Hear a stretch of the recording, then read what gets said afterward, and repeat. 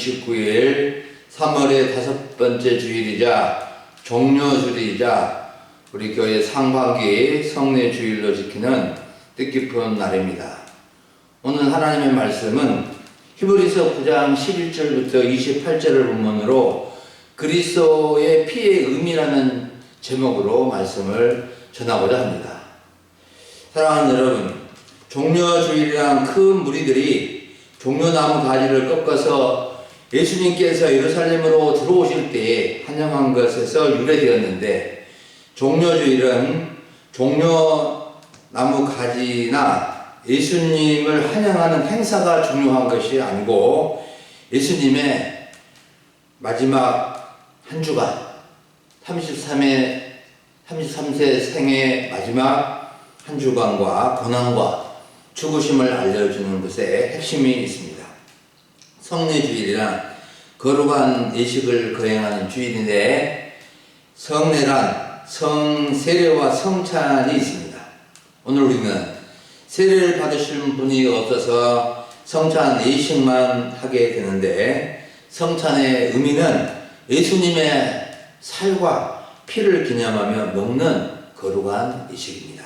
이 시간 우리는 히브리서 9장 11절부터 28절의 말씀을 통해서 그리스도의 피의 의미를 더 깊이 생각하고 이미 받은 은혜를 새롭게 할 수 있는 시간이 될 수 있기를 간절히 원합니다.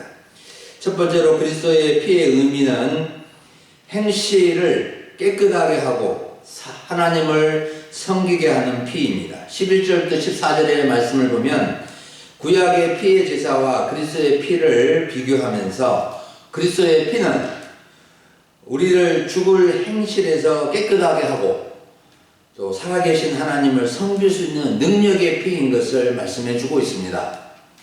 히브리서 기자는 우리에게 이 말씀을 해주고 있는데, 그리스도께서 오시기 전 구약 시대에는 대제사장이 성소에 들어가 짐승의 피와 암송아지의 죄를 부정한 사람에게 뿌려 그 사람을 정결하게 하는, 거룩하게 하였습니다. 이러한 일은 부정을 저지르게 되면 계속해서 반복적으로 행해야 했습니다. 그런데 그리스도의 피는 영원하신 성령을 통해서 흠없는 자신을 하나님께 드려진 것이며, 이를 통해서 우리의 양심을 죽을 행실에서 깨끗하게 하고 살아계신 하나님을 섬기게 하는 것입니다. 14절 말씀을 보십시오. 하물며 영원하신 성령으로 말미암아 흠없는 자기를 하나님께 드린 그리스도의 피가 어찌 너희 양심을 죽을 행실에서 깨끗하게 하고 살아계신 하나님을 섬기게 하지 못하겠느냐라고 반문하고 있습니다. 여러분, 구약의 짐승의 피는 부정하게 된 사람을 법적으로는 깨끗하게 하지만 양심과 행실을 깨끗하게 하지 못합니다. 하지만 그리스도의 피는 우리의 양심을 죽을 행실에서 깨끗하게 하고 하나님을 섬길 수 있도록 해주시는 능력의 피인 것입니다. 우리의 양심의 문제는 어떻게 할 수 없을 때가 많습니다.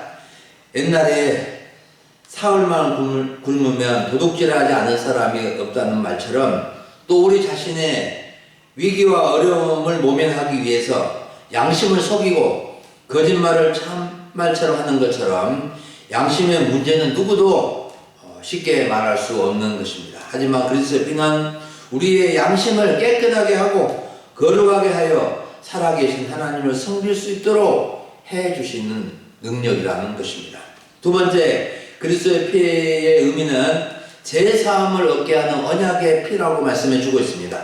15절부터 22절을 보면은 그리스도의 피는 우리에게 죄사함을 얻게 하는 언약의 피입니다.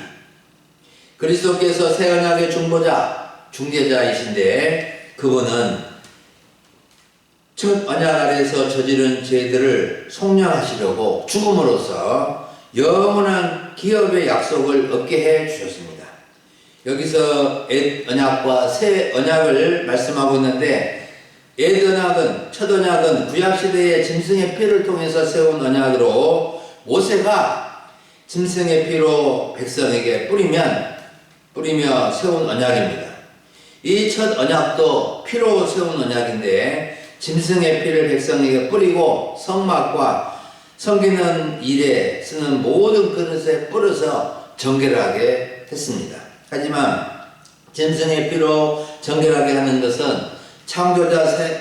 장차 새 언약의 중보자이신 그리스도의 피로 정결하게 하기 위한 예표이며 그림자에 불과한 것입니다. 그리스도는 우리의 죄를 속량하시려고 죽으시고 십자가에서 피를 다 흘려 주신 것입니다. 22절 말씀을 보십시오. 율법을 따라 거의 모든 물건이 피로써 정결하게 되나니 피 흘림이 없은즉 사함이 없느니라. 율법에 따르면 거의 모든 것이 피로 깨끗해졌습니다. 그래서 피 흘림이 없이는 제사함도 없다고 하는 말씀에 원칙이 세워진 겁니다.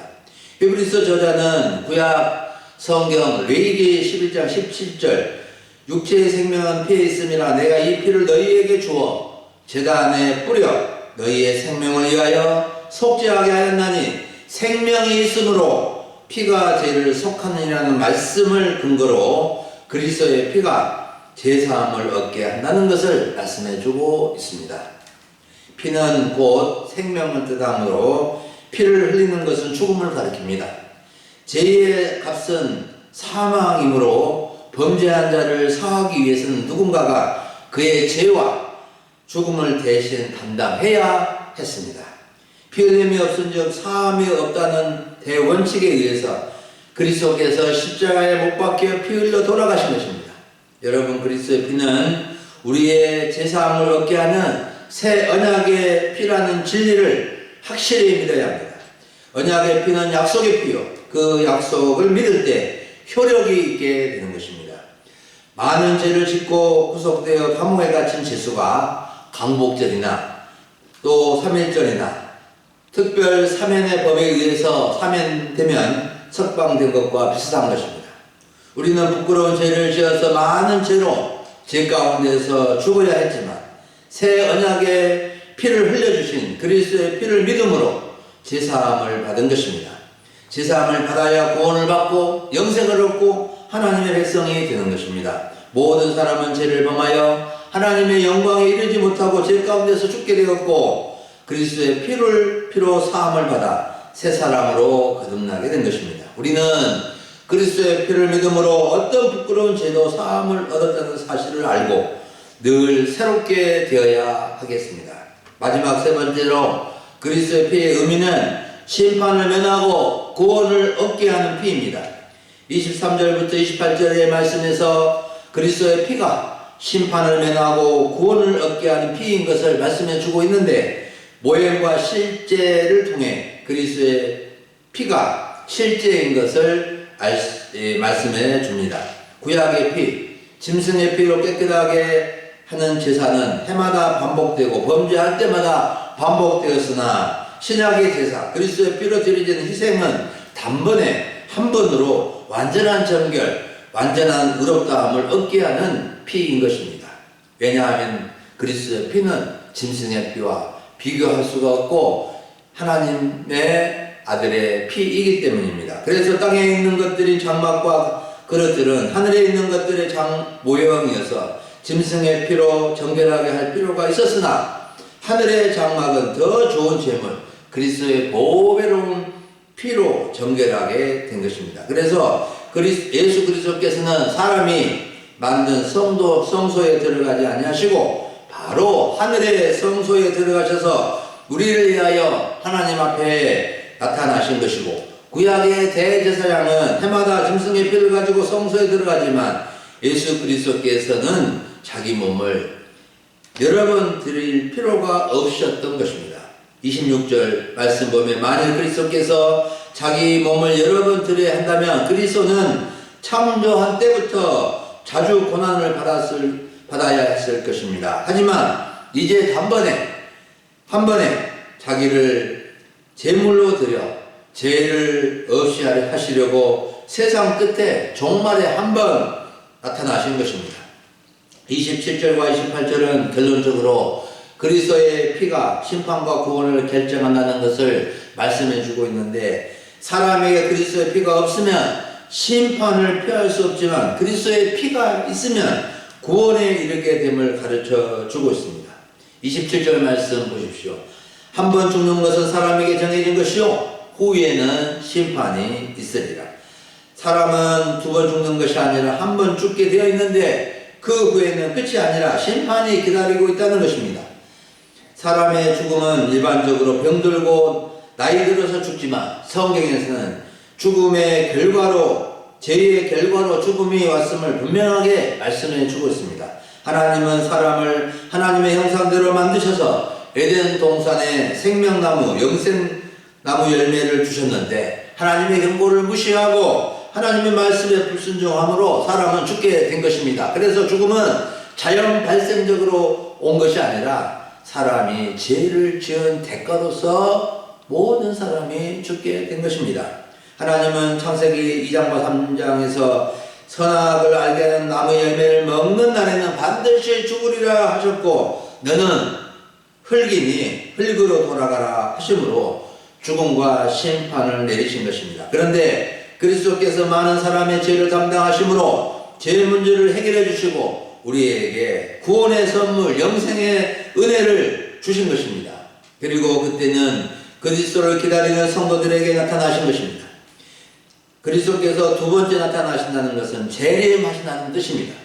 우리는 그리스도의 피가 심판을 면하고 완전한 구원을 얻게 하는 피라는 사실을 알고 항상 그리스도께서 십자가에 죽으신 피의 은혜를 소중히 간직하며 살아가야 되겠습니다. 사랑하는 여러분, 오늘 오전에 우리는 그리스도의 피의 은혜라는 주제로 말씀을 간단히 들었습니다.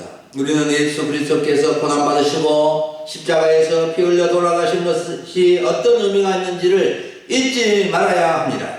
그리스도의 피가 없으면 부활은 없고 그리스도의 피의 의미를 모르면 그리스도의 부활의 의미도 모르는 것입니다. 우리는 그리스도의 피가 죽음에 이르게 한 행실에서 깨끗하게 하고 하나님을 섬길 수 있도록 했다는 것을 알고 모든 나쁜 행실, 죄악된 행실을 그리스도의 피로 깨끗하게 하며 하나님을 섬기며 살아갈 수 있어야 하겠습니다. 여러분, 하나님을 섬기며 사는 것이 진정한 복입니다. 또한 그리스도의 피가 제사함을 얻게 하는 새 언약의 피인 것을 알고 그리스도의 피의 능력으로 모든 죄를 이기며 승리할 수 있어야 하겠습니다. 뿐만 아니라 그리스도의 피는 심판을 면하고 구원을 얻게 하는 놀라운 피인 것을 알고 그리스도의 재림을 기다리며 항상 깨어 있어야 합니다. 오늘 성찬식이 그리스도의 몸과 그리스도의 피의 의미를 새롭게 하고 은혜롭고 감사가 넘치는 신앙생활을 할 수 있기를 간절히 축원합니다. 다 같이 기도하겠습니다. 하나님 아버지 감사합니다. 오늘 종려주일을 맞이하고 또 성례의 주일로 지킬 수 있도록 도와주시니 감사를 드립니다.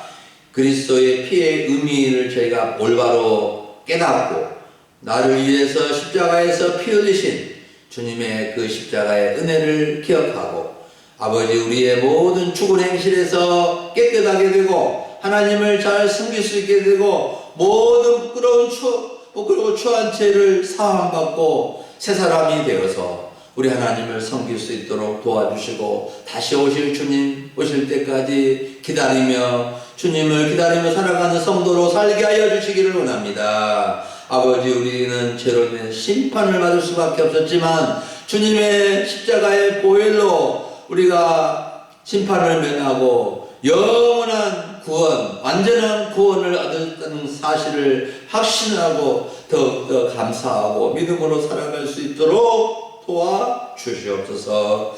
감사를 드리옵고 우리 주 예수님의 이름으로 기도드리옵나이다.